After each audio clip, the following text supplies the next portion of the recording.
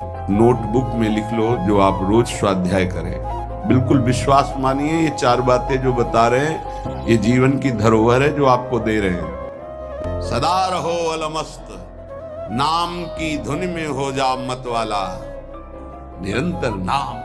क्या फर्क पड़ता है, एक एक शब्द ये अमृत है, ये जीवन का सार हम आपको बता रहे हैं। मन से लड़ने की ये युक्तियां हैं जिससे साधु अपने मन को भगवान में लगाकर शांत करता है। जब आप इन 4 सूत्रों का प्रयोग करके मन को भाव में ले आएंगे तो यही मन जो आपको रुलाता है यही नचा देगा। ये 4 बातें बहुत जल्दी मन को प्रभु में लगा देंगे। अगर आप पकड़ पावे, ना पकड़ पावे तो भोगे, फिर आपका मन आपको जलाएगा, फिर आप रोएंगे, चिल्लाएंगे, भागेंगे। कहां भाग के जाओगे? जो संसार में फंसे हुए जन है वो तो भाग के यहां आ रहे हैं श्री जी की शरण में। यदि आप अपने मन को संभाल नहीं पाए तो फिर कहां भाग के जाओगे? इन्हीं की शरणागति से तो निर्विकार हुआ जाता है, निश्चिंत हुआ जाता है, निर्भय हुआ जाता है। इनके चरणों को छोड़कर कहां निश्चिंतता होगी, कहां निर्भयता होगी? पहला,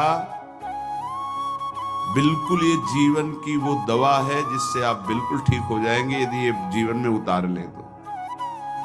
हृदय में लिख लो, दिमाग में लिख लो, किसी नोटबुक में लिख लो जो आप रोज स्वाध्याय करें। पहला, जहां जहां मन जाए, जिस वस्तु व्यक्ति स्थान में तत्काल अपने प्रिया प्रीतम की भावना कीजिए। ये राधा वल्लभ लाल जी, क्योंकि ये वो व्यक्ति पहले भी नहीं था, बाद में भी नहीं रहेगा। बीच में जो व्यक्ति दिखाई दे रहा है ये व्यक्ति नहीं, मेरे प्रभु है। वस्तु नहीं, मेरे प्रभु है। ये स्त्री नहीं, ये प्रभु है। ये पुरुष नहीं, ये प्रभु है। ये पापी नहीं, ये प्रभु है। ये महात्मा नहीं, ये प्रभु है। मान लो, सवाल हल हो जाएगा। दूसरा, जहां जहां मन जाए वहां वहां मिथ्यात्व भाव करके, ये सब माया का विलास। राधा वल्लभ श्री हरिवंश, राधा वल्लभ। और मन का एक स्वभाव है जहां हम परिचय उसका ये जान जाते हैं स्वभाव का, तो हम उससे शासन में ले लेते हैं। लोग परिचय नहीं जानते हैं। जीव ही आप जानेंगे, ये भागाते हुए आ जाएगा। इसको सेकंड में भी कम समय में अधीन किया जा सकता है और पूरा जन्म लग जाएगा फिर भी अधीन नहीं कर पाओगे। बात को समझिए। ये 1 सेकंड में विश्व ब्रह्मांड में कहीं भी यदि इसका परिचय है वो तत्काल पहुंच जाएगा। वायु भी इसके समान वेगवान नहीं है मन। अगर अमेरिका गए हैं, आपने वो दृश्य देखा है, कोई एरिया, महल, घर, जो भी 1 सेकंड के कम हिस्से में वो पहुंच जाएगा। ऐसे मन को प्रभु में लगाने के लिए जहां मन जाए, और जाना कि गया, इतना सावधान साधक होना। गया वो तत्काल आ जाएगा, उसको बुलाना नहीं पड़ेगा, वो तत्काल लग जाएगा। राधा वल्लभ श्री हरिवंश, राधा वल्लभ श्री हरिवंश, राधा वल्लभ। हो सकता है 5 बार न कह पाओ, फिर भाग जाए, फिर उसे लाना है। इसे कहते हैं अभ्यास योग। अभ्यास योग युक्तेन चेतसा नान्यगामिना। एक दिन ऐसा आएगा नान्यगामिना, ये जाएगा ही नहीं, ये नहीं जाएगा। फिर दिव्य शाश्वत परम पुरुष की प्राप्ति इसी से हो जाएगी। तीसरा,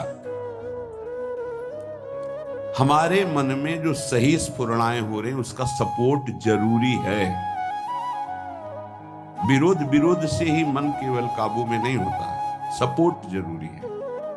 अब सपोर्ट शब्द से कितना मन प्रसन्न हो रहा है, हर्षित हो रहा है, उस बात का सपोर्ट जो गुरुवाणी, शास्त्र, संत जनों की वाणी, उसके अनुकूल वो बोल रहा है।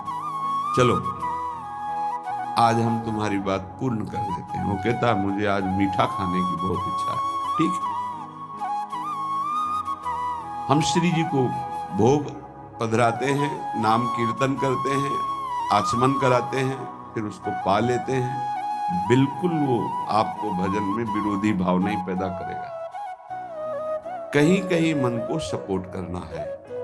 वो कहीं कहीं शास्त्र सम्मत गुरु आज्ञा के अंतर्गत। सपोर्ट जरूरी है, जरूरी है, बिल्कुल विश्वास मानिए। ये 4 बातें जो बता रहे हैं ये जीवन की धरोहर है जो आपको दे रहे हैं। चौथी बात, जो शास्त्र विरुद्ध दोष वाली सलाह दे रहा है, बिल्कुल नहीं, बिल्कुल नहीं, बिल्कुल नहीं। जैसे वो जरूरी है सपोर्ट, ऐसे बिल्कुल सपोर्ट नहीं, बिल्कुल सपोर्ट नहीं, बिल्कुल नहीं। अब वो आपको जलाएगा। जैसे सपोर्ट शब्द से हर्षित हो गया, ऐसे बिल्कुल नहीं शब्द से वो शोकित हो जाएगा। अब आपको उदास कर देगा। जब उदास वो होगा तो आप उदास हो जाएंगे, कहीं मन नहीं लगेगा। आपको लगता है अब तो जीवन बेकार हो गया। तो मन लगना ही जीवन है क्या? अरे अभी आप समझे नहीं। सोहम तवै आश्रितः, मैं प्रियालाल के आश्रित हूं। तो तन वांग मनोभीर, अगर ये नहीं लग पा रहे हैं तो मैं स्वयं प्रियालाल के आश्रित हूं। ये मुझे कैसे भ्रष्ट कर सकता है? तन वांग मनोभीर, शरीर वाणी और मन, ये हम समर्पित कर रहे हैं। तो शरीर वाणी मन ये तीनों धोखा दे रहे हैं। शरीर बीमार हो गया है, जबान खराब हो गई है, मन गलत चिंतन करा रहा, तो हमारा बाल बांका भी नहीं कर सकता, क्योंकि सोहम तवै वाश्रिता, मैं स्वयं प्रियाजू की शरण में हूं। उपासक ये 4 बातें नोट कर ले, बहुत ये जीवन के लिए अत्यंत लाभदायक है। जब आपका मन आपको परास्त कर रहा है, जला रहा है, वो जलन सिर्फ मन को प्राप्त हो रही, आपको नहीं। आप बिल्कुल दूर हैं, आप दृष्टा हैं, आप साक्षी हैं उसके, आप स्वामी हैं उसके। यदि आप स्वीकृति नहीं देंगे तो आपसे पापाचरण नहीं करा पाएगा। आपको डरना नहीं कि अब मन में काम आ गया, क्रोध आ गया, अब तो मेरी दुर्गति हो जाएगी, बिल्कुल नहीं। देखो देखो जरा, इस पर विचार करो। क्या शरीर को त्याग देने से परम पद मिल जाएगा? दुखों की निवृत्ति हो जाएगी? क्या निर्विकारता आ जाएगी? नहीं। ऐसे शरीर को नष्ट करने वाले को प्रेत योनि मिलती है। प्रेत योनि महाभयानक कष्टदायी, जिसमें वो दरिया के समीप रहते हुए बूंद पानी नहीं पी सकता, केवल वायु भक्षण करके वो जलता रहता है। कितने समय तक इसकी कोई सीमा नहीं है, युग युग बीत सकते हैं। ये मन जिसको तुमने अपना माना, कितनी दुर्गति का रास्ता चयन करा दिया। उपासक मस्ती सीखे। अरे चाहे गृहस्थ हो या विरक्त हो, भगवद आश्रित मस्त रहना सीखो। सदा रहो अलमस्त, नाम की धुन में हो जा मत वाला। निरंतर नाम, क्या फर्क पड़ता है मन सही है या गलत, क्या फर्क पड़ता है? क्यों? क्योंकि मैं स्वयं प्रभु के आश्रित हूं। मैं सच्चिदानंद का सच्चिदानंद अंश हूं। ना मैं कभी दूषित था, ना दूषित हूं, न दूषित रहूंगा, और ना सृष्टि में किसी की सामर्थ्य है कि मुझे दूषित कर सके। इंद्रियां दूषित हो सकती हैं, मन दूषित हो सकता है, क्रिया दूषित हो सकती है। अब हम प्रभु के बल से इन इंद्रिय, मन और शरीर के दोषों का नाश करूंगा, ना कि इनके अनुसार चलूंगा। ये उपासक का स्वरूप है। व्यथा इंद्रिय प्रमथन स्वभाव वाली, मनुष्य प्रमथन स्वभाव वाला, इनके मथित होने पर, मनमथ नाम है काम का, वो इनमें बैठ करके ऐसा प्रमथन करता है, ऐसी व्यथा उत्पन्न करता है कि साधक का तदात्म भाव होने के कारण वो असहनीय हो जाता है और वो गलत संकल्प और चेष्टा में उतर जाता है। इसी को सह गया सो महापुरुष। यम ही न व्यथयन्ते ते पुरुषम पुरुषर्षभ। हे पुरुषों में श्रेष्ठ अर्जुन, अर्थात वो पुरुषों में श्रेष्ठ पुरुष है जो प्राप्त व्यथा को सह जाता है। इंद्रिय मन के द्वारा विकारात्मक पीड़ा को बिना किसी से राग द्वेष की चुपचाप सह गया, ये भगवान की विशेष कृपा उस पर।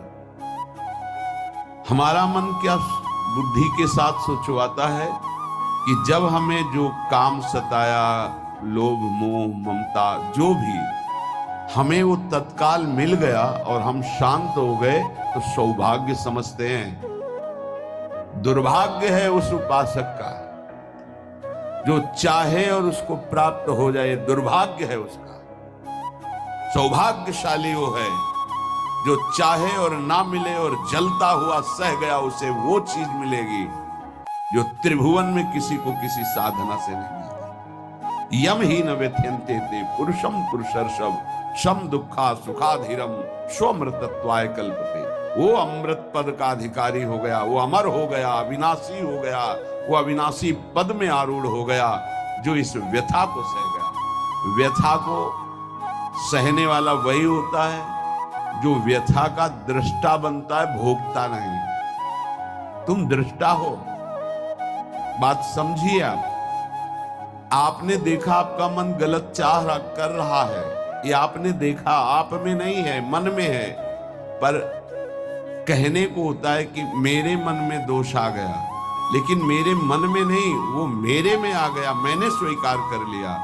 यही दुर्दशा है माया के द्वारा की गई। इसी का नाम जड़ चेतन ग्रंथि है। यही चिज्जड़ ग्रंथि है जिसका नाश करते हैं वेदांत के द्वारा, भक्ति के द्वारा, योग के द्वारा, कर्म योग के द्वारा, सत्संग के द्वारा, शास्त्र स्वाध्याय के द्वारा। आपको विविध शास्त्रों का सार 5 मिनट में मिल गया। जो जीवन भर प्रयोग किया गया शास्त्र स्वाध्याय करके संतों की कृपा से, वो 5 मिनट में मिल गया। अगर इसे स्वीकार कर ले तो बहुत जल्दी आप महात्मा बन जाएंगे, चाहे गृहस्थ में हो या विरक्त में। महात्मा का संबोधन स्थिति से है, बाहरी किसी पद पदवी से नहीं। स्थिति होती है, उसे महात्मा कहते हैं। महात्मा शब्द भगवान के आगे भी लगता है, महात्मा श्री कृष्ण, ऐसा कई बार महाभारत में संबोधन हुआ। महापुरुष भगवान को कहते हैं। वंदे महापुरुष ते चरणारविंदम। जो भगवान में तन्मय हो गया वो महात्मा, जो भगवान में भगवत भाव को प्राप्त कर लिया वो महापुरुष। अर्थात भगवान और भगवान के जनों में अभेद स्थिति हो जाती है। अगर ये आज जो चर्चा हो रही, इसको आप अपने जीवन में नहीं धारण कर पा रहे तो दुर्भाग्य है, जलोगे, रोगे, परेशान कर देगा तुम्हें मन। इसको बहुत बार सुनना।